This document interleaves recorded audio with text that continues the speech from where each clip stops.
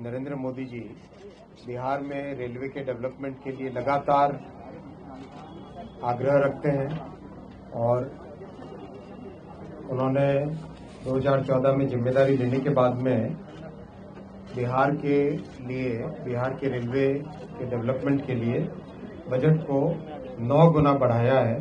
पटना से दिल्ली के बीच में डेली अमृत भारत एक्सप्रेस चालू करने का निर्णय लिया गया है। दरभंगा से लखनऊ ये वीकली अमृत भारत एक्सप्रेस का फैसला लिया गया है और मालदा से लखनऊ जो कि काफी बिहार का हिस्सा कवर करके जाती है और पूर्वांचल को लखनऊ के साथ जोड़ती है, उसको वो भी एक फैसला लिया गया है। साथियों, आप सब जानते हैं कि भारत के प्रधानमंत्री श्री नरेंद्र मोदी जी बिहार में रेलवे के डेवलपमेंट के लिए लगातार आग्रह रखते हैं और उन्होंने 2014 में जिम्मेदारी लेने के बाद में बिहार के रेलवे के डेवलपमेंट के लिए बजट को 9 गुना बढ़ाया है। 10,000 करोड़ रुपए का बजट दे रहे हैं और कई सारे नए काम भी हाथ में लिए हैं। कई नए प्रोजेक्ट्स ऐसे हैं जो वर्षों से पेंडिंग थे, उन सबको मोदी जी ने अपने 11 वर्षों के कार्यकाल में कंप्लीट किया है और कई ऐसे नए प्रोजेक्ट जिनका बहुत लंबे समय से इंतजार था, वो अब कंप्लीशन की तरफ आए। जैसे अररिया गलगलिया जो कि पूरे हमारे सीमांचल क्षेत्र को जोड़ने वाली लाइन है, 111 किलोमीटर की, वो कंप्लीट हो गई। समस्तीपुर से दरभंगा की डबलिंग का काम करीब बहुत लंबे समय के बाद में एक अच्छी प्रोग्रेस हुई उसकी।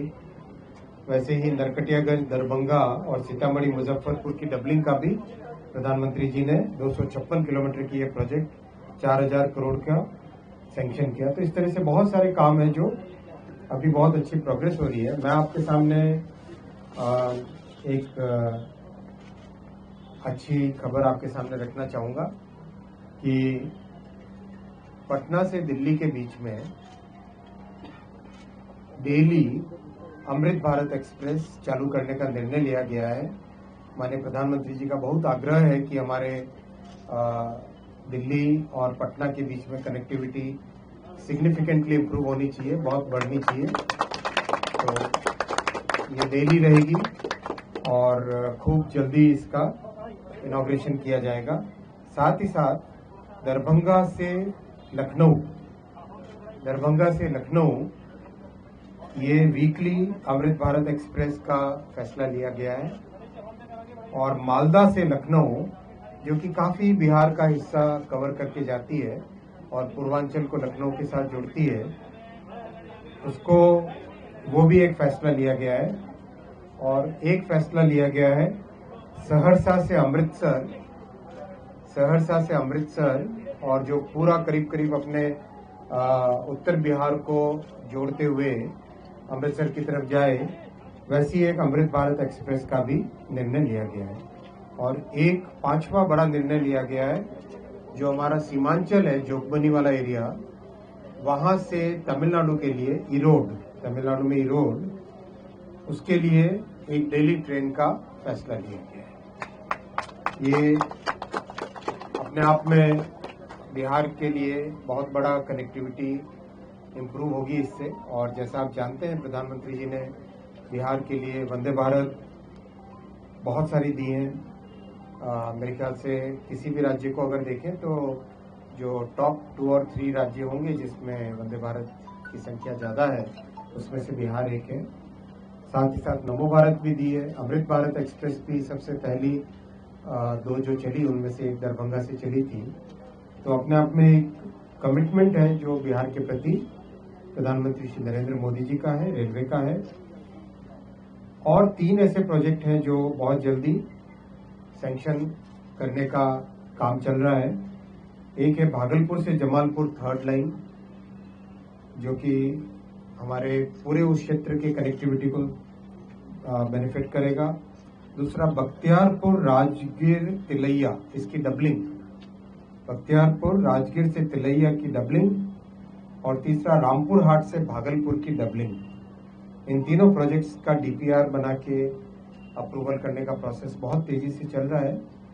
आशा है इसका भी जल्दी सैंक्शन मिलेगा। और साथियों, आईटी के मामले में दो आपके साथ शेयर करना चाहूँगा डेवलपमेंट्स। अपने पटना में STPI software technology park of India बहुत अच्छी फैसिलिटी बनी है, जिससे कि आईटी इंडस्ट्री पटना में आ सके। ये इस तरह की एक फैसिलिटी बनाई गई है, वो कंप्लीट हो गई है। 53 करोड़ रुपए का इन्वेस्टमेंट इसमें हुआ है। और दरभंगा की आईटी कैंपस वो भी कंप्लीट होने को आया है। ये दोनों भी बहुत जल्दी आरंभ करेंगे। बहुत धन्यवाद साथियों। आज कर्पूरी ग्राम जाने का सौभाग्य मिला। भारत रत्न श्री कर्पूरी ठाकुर जी ने जिस तरह से समाज के अति पिछड़े वर्गों को मुख्य धारा में लाने का काम किया था, आज उनको श्रद्धांजलि भेंट की और उनके गांव जाने का मौका मिला, उनके घर जाने का भी मौका मिला। और विशेषकर कैसे उस एरिया में फैसिलिटीज बढ़ाए रेलवे की, कर्पूरी ग्राम स्टेशन को रीडेवलप करना, नई फैसिलिटीज लाना, वो सब भी किया। और समस्तीपुर के रिलेटेड बहुत सारे फैसले भी लिए गए। समस्तीपुर में कंप्लीट रेलवे का डेवलपमेंट कैसे हो, उस पर भी आज लंबी चर्चा हुई। और 2 नई लाइनों का जो अपने दरभंगा MP साहब ने कहा, उसका डीपीआर भी आगे ले जाने का फैसला लिया गया। और साथ ही साथ ईस्ट कोस्ट रेलवे को first complete digital station control यानी इलेक्ट्रॉनिक इंटरलॉकिंग का जो सिस्टम, ECR ईस्ट कोस्ट में, ECR पूर्व मध्य रेलवे, हाजीपुर अपना यहाँ पे खड़े हैं अभी।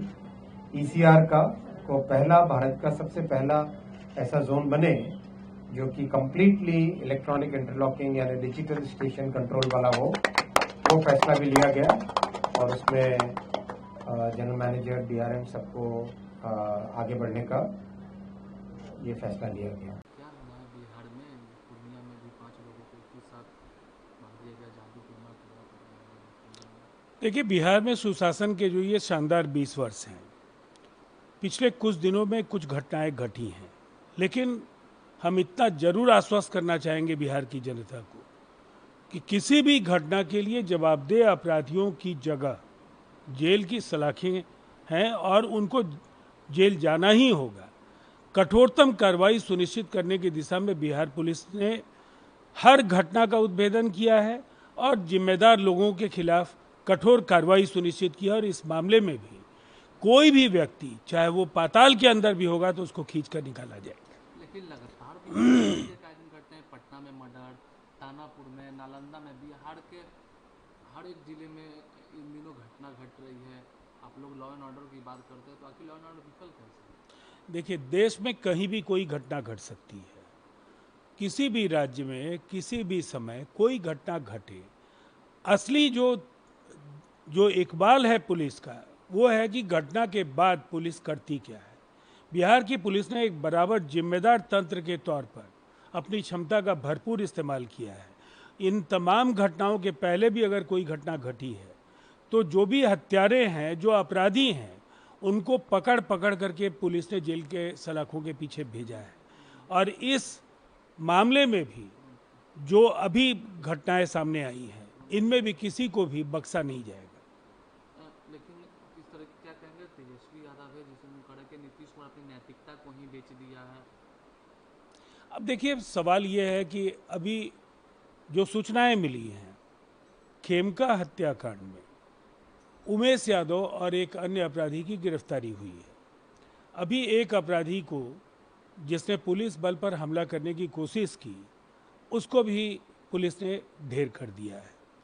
कार्रवाइयाँ लगातार जारी हैं और चाहे जो लोग इसमें सवाल खड़े करने वाले लोग हैं, उनसे जनता जरूर पूछेगी कि उनकी भूमिका जिम्मेदार विपक्ष की अगर है तो निसंदेह ऐसी घटनाओं में पुलिस को इनपुट्स के जरिए वो सहयोग कर सकते हैं। केवल आरोप प्रत्यारोप करने से बिहार की राजनीति में कोई जगह नहीं बनने जा रही है। बिहार के नेता नीतीश कुमार जी लगातार हर घटना की मॉनिटरिंग कर रहे हैं और जिस मामले में उमेश यादव की भी गिरफ्तारी हुई है उस घटना को भी सीधे तौर पर बिहार के मुख्यमंत्री नीतीश कुमार जी ही मॉनिटर कर रहे थे।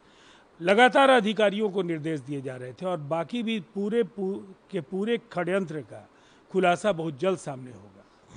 उन्होंने लालू यादव को गब्बर ऑफ बिहार बताया। इस बात को कौन नकार सकता है? जो उस दौर में एक भय का वातावरण था, लोग बोलते थे कि किसी भी सूरत में शाम के पहले घर आ जाना है। माएँ उस समय में ईश्वर से मन्नतें मानती थी कि उनके बच्चे और उनके पति सकुशल अगर काम पर गए हैं तो शाम ढलने के पहले घर लौटें। हालात बदले हैं, कुछ घटनाएं अगर हुई हैं उन घटनाओं के भी जिम्मेदार लोगों को चुन चुन कर गिरफ्तार किया गया है और खेमका हत्याकांड हो या अन्य जो भी घटनाएं हैं, कोई भी अपराधी बचने नहीं जा रहा है। तेजस्वी यादव ने कहा कि इलेक्शन कमीशन से अब तक कोई स्पष्टता नहीं आई है कि क्या इलेक्शन कमीशन खुद कंफ्यूज है कि वो क्या कभी कुछ बोलते हैं कभी कंफ्यूज तेजस्वी यादव हैं। दरअसल 2.25 करोड़ से ज़्यादा फॉर्म्स इलेक्शन कमीशन को इस छोटी सी अवधि में प्राप्त हो चुके हैं जिसे मतदाताओं ने स्वयं भर करके दिया है।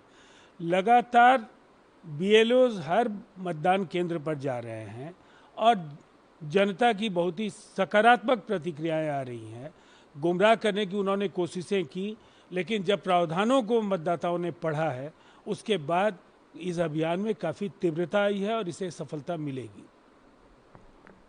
राजीव रंजन जी, गोपाल खेमका मामले में पाया जा रहा है कि अपराधी की इनकाउंटर हो रही है। देखिए, इस पूरे प्रकरण में बिहार के मुख्यमंत्री नीतीश कुमार जी सीधे तौर पर इसकी मॉनिटरिंग कर रहे थे। ये बेहद दुखद और लोमहर्षक हत्या है। हत्यारों के साथ कोई नरमी बरतने का ये दौर नहीं है, ये लालू जी का दौर नहीं है। यहाँ अपराधियों के साथ किसी जनता दल यूनाइटेड या NDA के नेता के संबंध नहीं होते हैं। उस दौर में सीधे तौर पर सत्ता पोषित अपराध होते थे।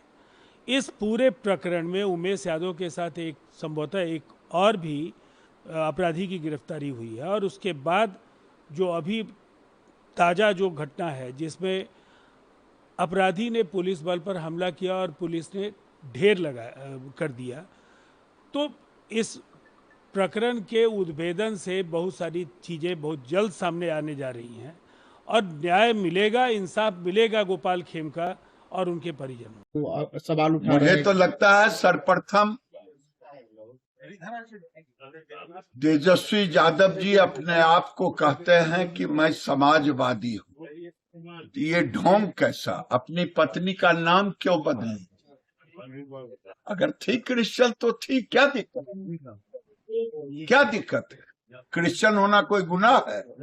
लेकिन नाम बदलने से, इसीलिए मैं कहता हूँ तेजस्वी यादव जी की पत्नी का ही वोटर लिस्ट की जांच होनी चाहिए। वो किस तरह से वोटर बनी? क्या वो नागरिकता प्रमाण पत्र के साथ?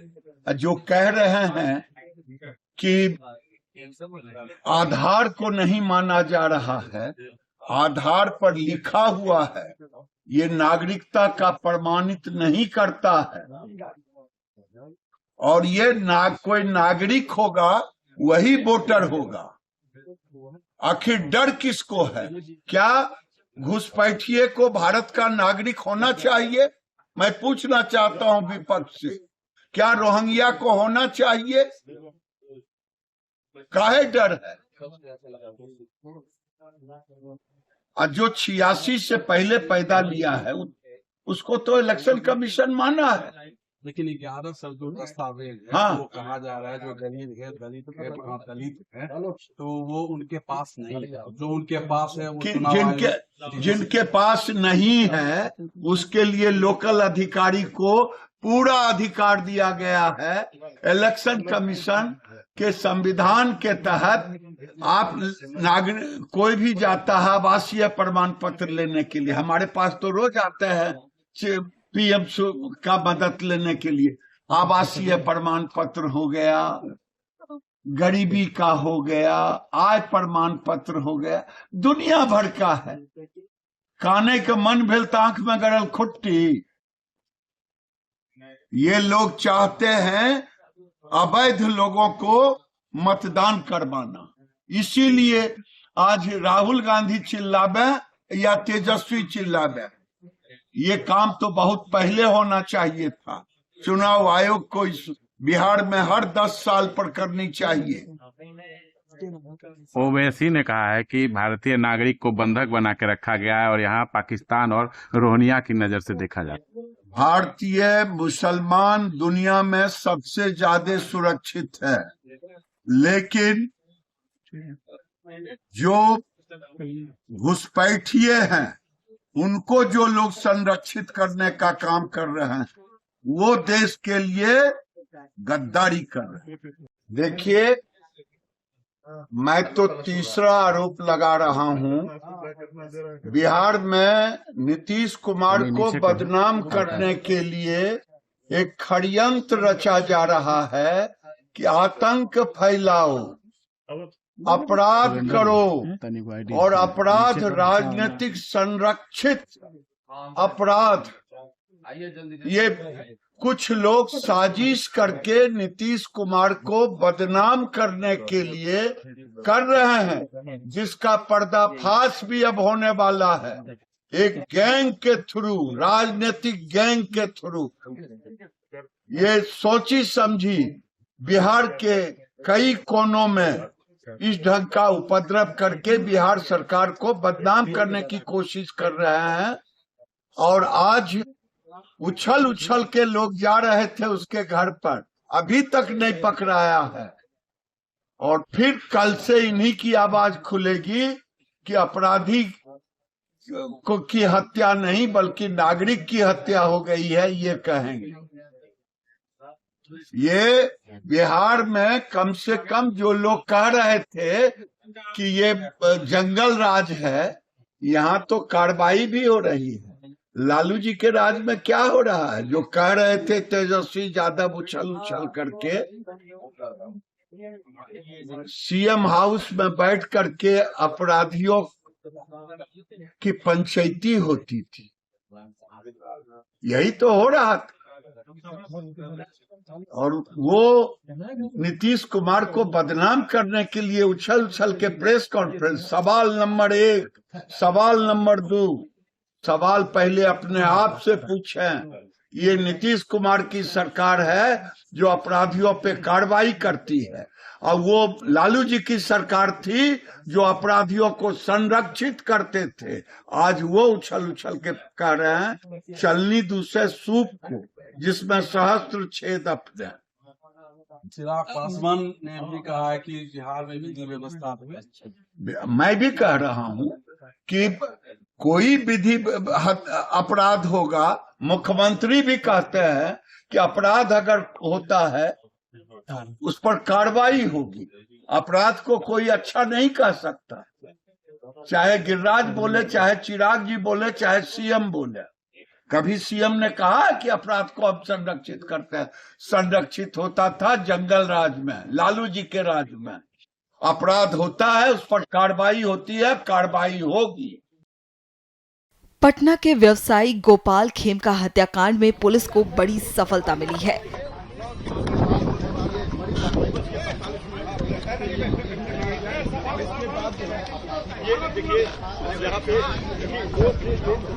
यहाँ हथियार सप्लाई करने वाला अपराधी विकास उर्फ राजा पुलिस मुठभेड़ में मारा गया।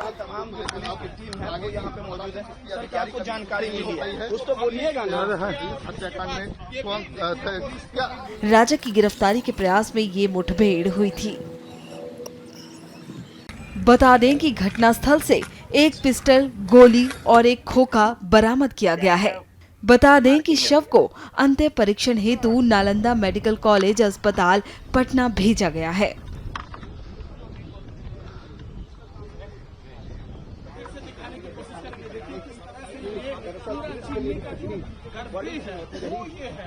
और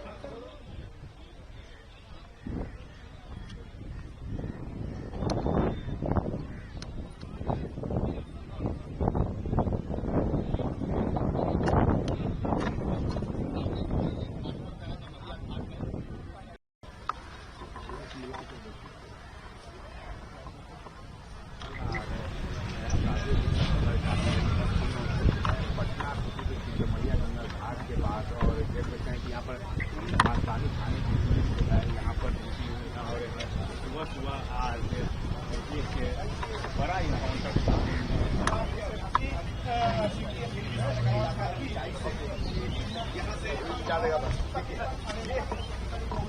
गंगा का किनारा आ जाता है और यही ठिकाना बनाया अपराधियों ने छिपने के लिए, जहाँ